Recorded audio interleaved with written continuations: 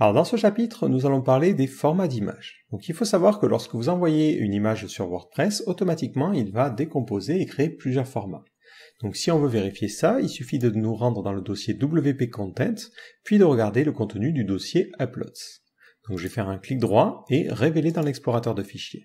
Automatiquement j'arrive sur ce dossier-là, et si je me rends dans la partie Uploads, je vais avoir un dossier par année et par mois. Donc je vais aller dans le dossier 02, et je vois que pour mon image, par exemple, de fond d'écran de Windows, il a généré ces différents formats.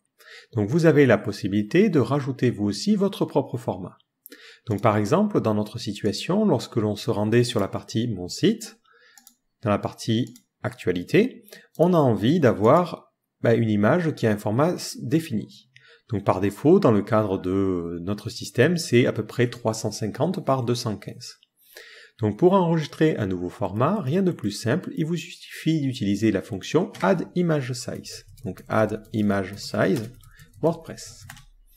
Donc cette fonction, elle prend en premier paramètre le nom de notre format, en second paramètre la largeur puis la hauteur, et enfin, est-ce que l'on veut cropper les choses. Donc si vous ne mettez pas de croppage, automatiquement il fera en sorte que ça rentre dans les dimensions que vous avez données, tout en préservant le ratio. Donc nous, ce que l'on va faire dans notre partie functions.php, tout en haut, dans notre partie où on faisait le Mon theme supports, donc c'était ce qui était enregistré lors du After Setup Theme, on va rajouter nos formats d'image.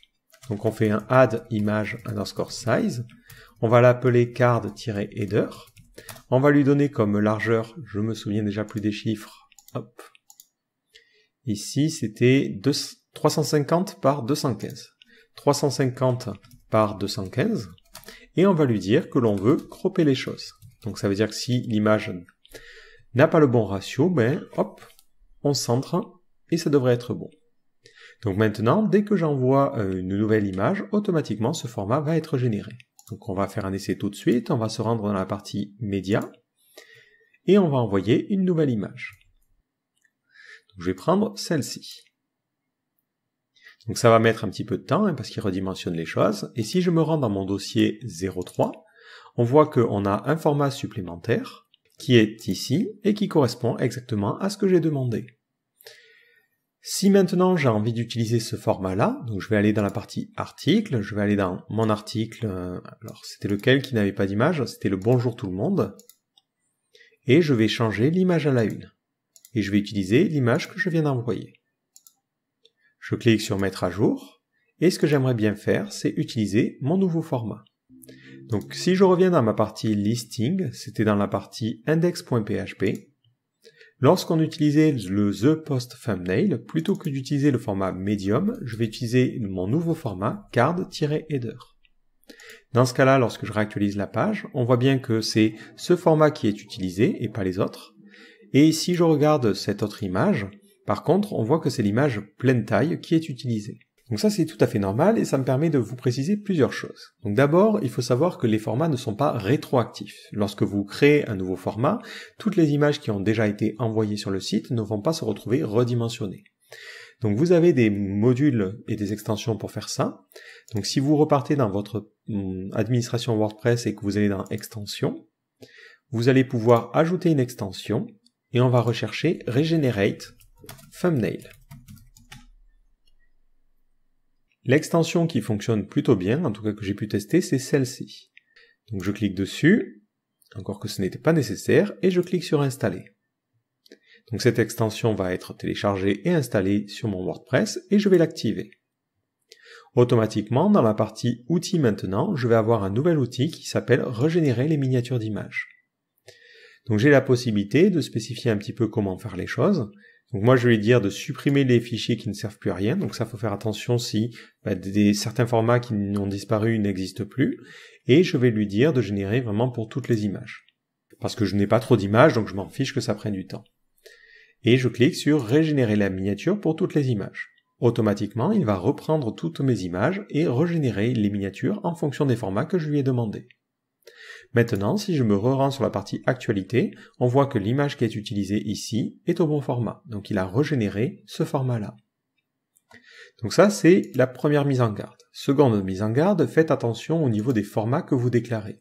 Parce que plus vous déclarez de format, plus il va générer d'images. Et forcément, plus ça va prendre du temps pour l'upload d'images, et plus aussi ça va prendre de poids au niveau du dossier. Donc il faut trouver toujours un bon compromis. Donc essayez au maximum de réutiliser certains formats d'images plutôt que d'en déclarer beaucoup. Aussi, ce que vous pouvez faire, alors ça va correspondre à certaines situations, mais vous pouvez remplacer des formats qui seraient utilisés par défaut dans WordPress. Par exemple, vous pouvez faire un remove image size, supprimer le format medium, qui a je ne sais quelle dimension, et ensuite faire un add image size et rajouter votre propre format medium qui, lui, est utilisé dans votre thème. Donc là, on mettrait 500 par 500 par exemple, et on ne mettrait pas de croppage. Voilà, hop, comme ceci. Et dans ce cas-là, c'est ce format-là qui va prendre le relais sur le format medium qui serait normalement utilisé. Autre petit détail, lorsqu'on utilisait la fonction ThePostThumbnail, on voit qu'il utilise ce format-là. Donc ce format-là n'existe pas par défaut, il n'est pas créé par WordPress. Donc ce que vous pouvez faire, c'est nommer le format que vous utilisez le plus souvent pour vos miniatures, PostThumbnail. Comme ça, ça permet de l'avoir automatiquement et de ne pas être obligé de rajouter cet attribut au niveau de ces fonctions-là.